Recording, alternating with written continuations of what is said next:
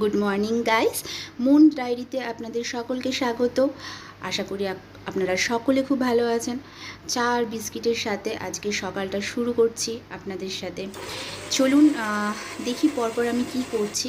আজকে টিফিনটা একটু হালকা ফুলকা করেছি। আর ফ্রেন্ডস, একটা কথা বলি যে এই ব্লগটা দিতে আমার একটু দেরি হয়ে গেছে, সরি তার জন্য। তো এটা একটা ঈদেরই ব্লগ।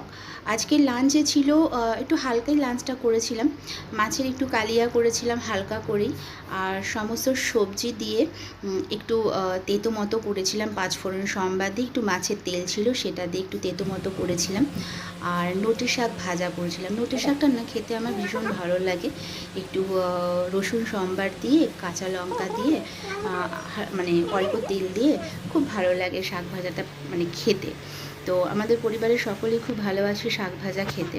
তেঁতুল শাক ভাজা, মাছের কালিয়া আর টক দই, সাথে তো লেবু, পেঁয়াজ আর শসা তো ছিলই।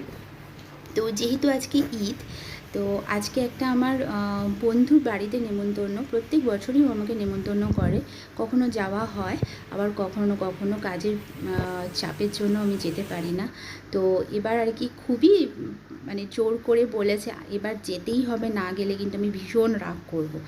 তো খাওয়া দাওয়া শেষ করে দুপুরবেলা একটু রেস্ট নিয়ে তারপর সন্ধ্যাবেলা ওর বাড়ি যাব, সেটাই ভাবছি। তো চলুন দেখুন, সাথে থাকুন।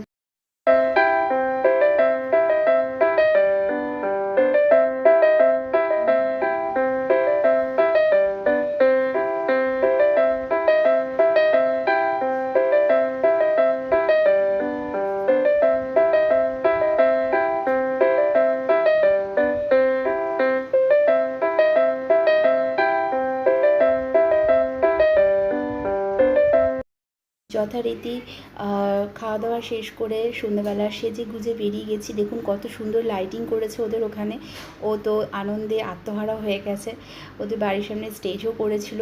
তো ওদের বাড়িতে গিয়ে খুব সুন্দরভাবে আমাদেরকে আপ্যায়ন করেছেন।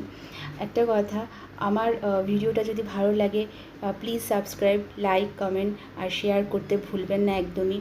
খুব শীঘ্রই আবার নতুন একটা ব্লগের সাথে আপনাদের সামনে আসবো, আবার নতুনভাবে আপনাদের সাথে দেখা হবে।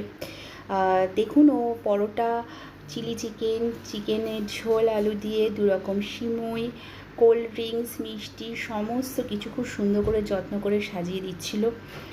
এগুলো খেয়ে দিয়ে একটা সুন্দর করে ওর সাথে সেলফি নিয়ে আমরা বাড়ির দিকে রওনা হয়েছি। ভালো থাকবেন, আবার নেক্সট ব্লগে আপনাদের সাথে দেখা হবে। টাটা।